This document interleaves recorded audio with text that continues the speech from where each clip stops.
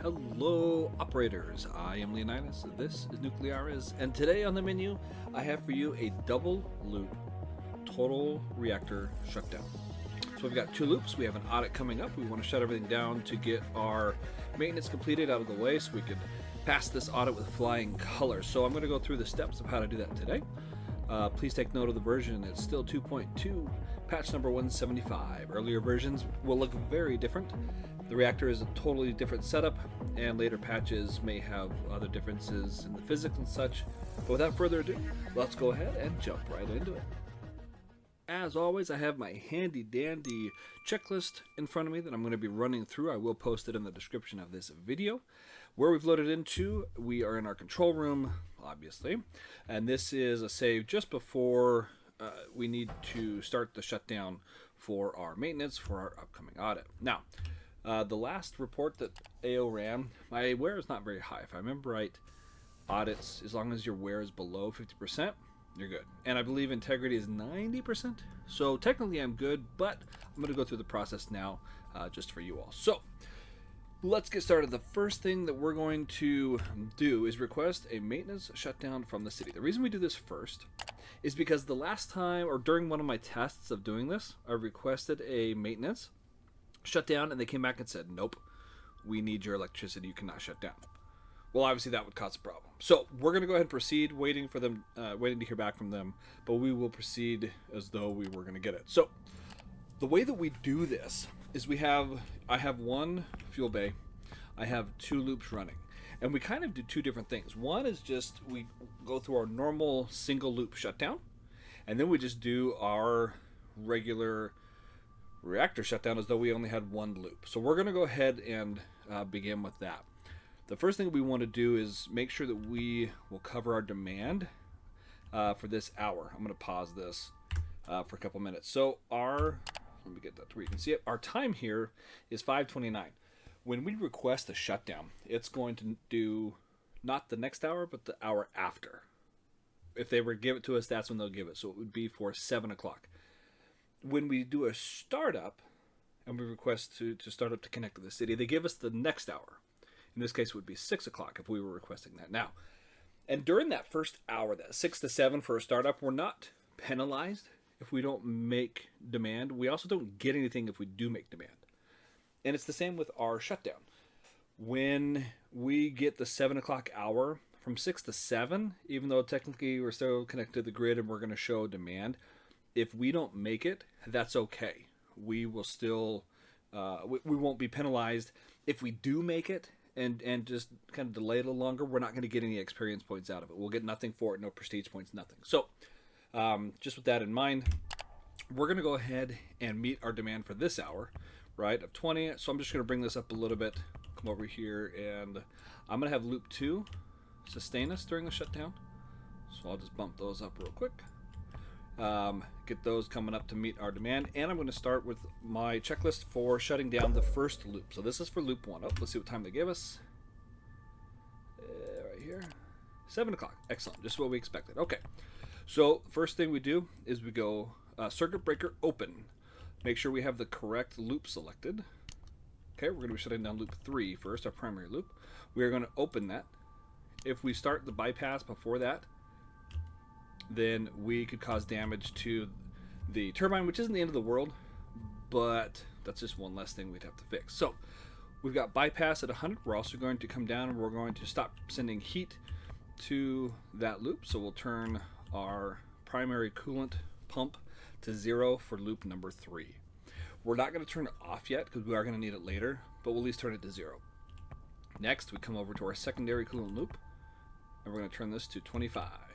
The reason for this is we want it to be cooling down. We also want our coolant volume to increase. More on that in a little while. Our MSCV, we're going to increase to 100 because we want to try and expel as much of that steam, as much of that pressure as we can until it cools off below 100. Because this is going to be hard to cool off right now because it's just kind of a natural process. We are also going to anticipate shutting down. This is enough heat to sustain us. If you didn't have enough heat in your core to sustain you, you might leave this open, but for right now I have enough So I'm going to send this to 100 and start our control rods working our way down now. We're going to move our operation mode to shutdown. Of course, this changes some of the thresholds on the alarms and unlocks certain safety protocol for the shutdown process. I'm going to tend my condenser, put it on 25, just kind of as a set it and forget it. And now we wait. So we're going to wait till the 6 o'clock hour before we start doing anything else, but we can monitor our second reactor. Because I don't want to hear the clicking, I'll switch this to the next loop. One that is still good. There we go. And so as we watch, we do see that our temperature is very slowly fall. Actually, this one's still higher than the other one. Pressure is really not doing much. Have we met our demand on the other one? Yep, we have. Perfect. So we'll get our demand for this hour as seen here. When this ticks over to 6 o'clock, we're going to see shutdown start here. Or shutting down, I think is the word. So we're going to speed up a little bit until we get to that 6 o'clock hour. Alrighty, welcome back. We're now at our 6 o'clock hour. We've met our compliance for the previous hour. Our first loop is still shutting down. We're still very slowly cooling off. And it should stay, shutting down right here because we're now in the 6 o'clock hour. It's going to start, it's going to stop counting it'll show it here, it'll show a demand, but we don't actually have to do it. So now, before we shut down start setting down the second loop, we need to turn our external power supply on. If you forget this and start tripping, you're going to kick on your generators or your batteries, set off a bunch of alarms. We'll set generators to manual. I run with automatic, so that if there is a power disruption, they come on automatically. I don't have to, if I'm outside the control room, I don't have to run up and turn them on somewhere. And now we start with our loop 2 shutdown. So we're basically going to do the same process. We're on loop 2, and so we will go circuit breaker open, bypass 100, MSCV 100. Our secondary coolant pump SCP, put it 25. Our coolant, our condenser is at 25. Yep, still bring the temperature down. That's great. And then what we're going to do to start cooling down the core is we're going to put both primary coolant pumps on at full blast.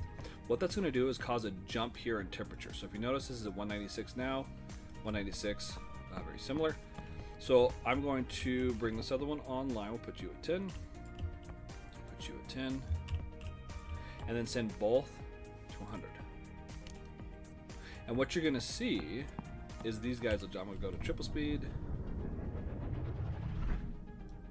And they jump, right? Because we're sending a lot more heat down. Well, and then this will match the temperature of our, it would be close to the temperature of our core, and it will drop along with the core temperature. So that's why we have our coolant up and our rods all the way in. Get that as cold as we can. And then there's just a lot of waiting. We're no longer producing electricity, energy, I think is the proper word. So we're going to shut our resistor bank off. Going to 1 just in case I mess something up here, and I'm going to turn the main off as well. This stops any wear from happening on these resistor banks. Just turning them off, they still incur wear. Turning the green one off is the only one that does that. We're also going to turn off our transformer. So I'm going to keep triple speed so that it keeps cooling while I run down to the transformer room.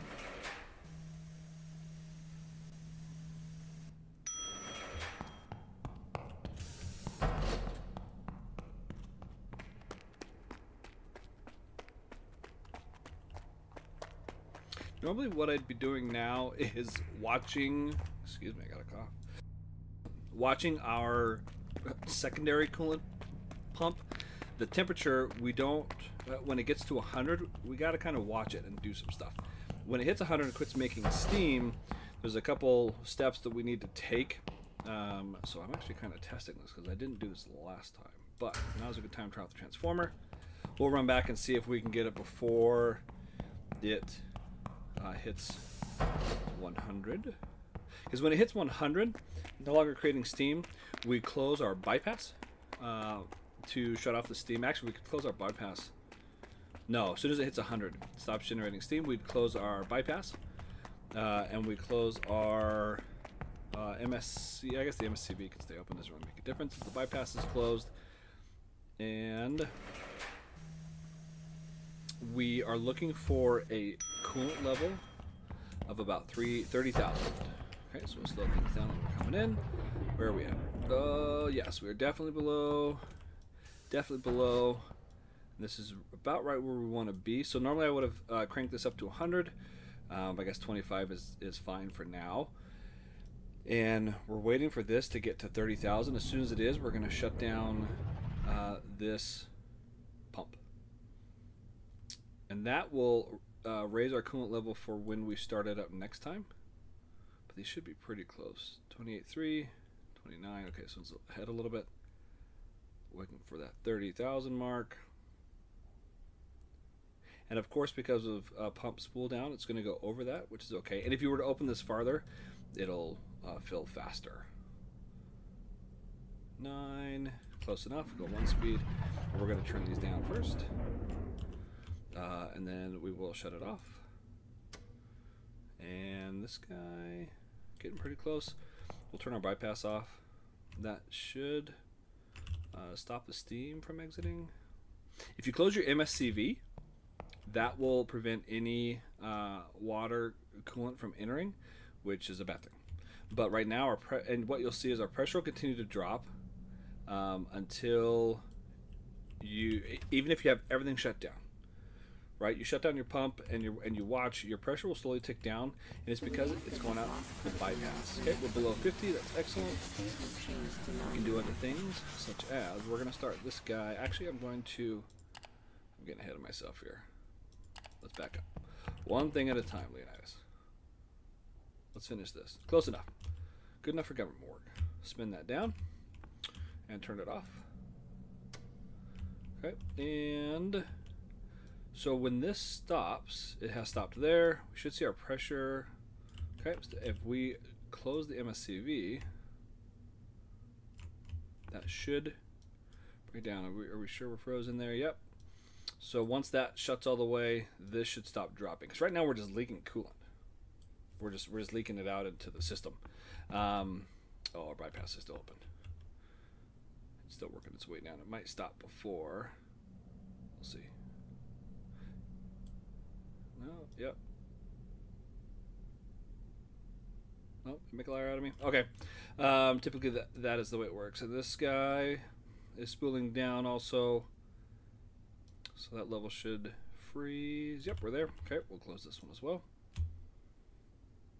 Okay. And now we're gonna what I'm gonna do is I'm gonna upgrade my freight pump, and I'm gonna do number, it's this guy right here. External primary reservoir? No, core pool pump. I'm pretty sure it's that one, because the way you can test it is if you go remove and then you try and upgrade it, and I'll show you where we're gonna upgrade it. Nope, tells you that it's in use. Perfect, so that's the one. Okay, shut that off real quick. Now, what this will do, it's a very small upgrade. It increases the power by 10%. It's only 2,500 prestige points. You only need level 2. So I'm going to max this out, which will help me to unload this a lot faster. So that goes to remove. We need to isolate our fuel, and it'll give us the nice little animation going up the pedestal. We want to do that kind of right after, maybe even before, because if you forget and let this drop while you have fuel in there, it doesn't like it very much. The game does not like that. It'll say, oh, there's no coolant, and it'll freak out on you. So now that's done, we can set our PCPs off. So we'll drop those to 0, turn them off. Coolant has stopped circulating. Yes, as expected. That's what we told them to do. Our condenser, we will shut off. Let's just flip it off, because when we bring it back up, 25 will work. Actually, we'll set it to 3. Oh, that might be one too many. Put it down to 10. Pressurizer, once this has stopped circulating, And if you want to see where it's at, you can flip it on even though it's 0. It'll give you a readout. What's our pressurizer at? It's fairly low. It should... These take a long time to slow down. We'll just turn the pressurizer off here. It's fine.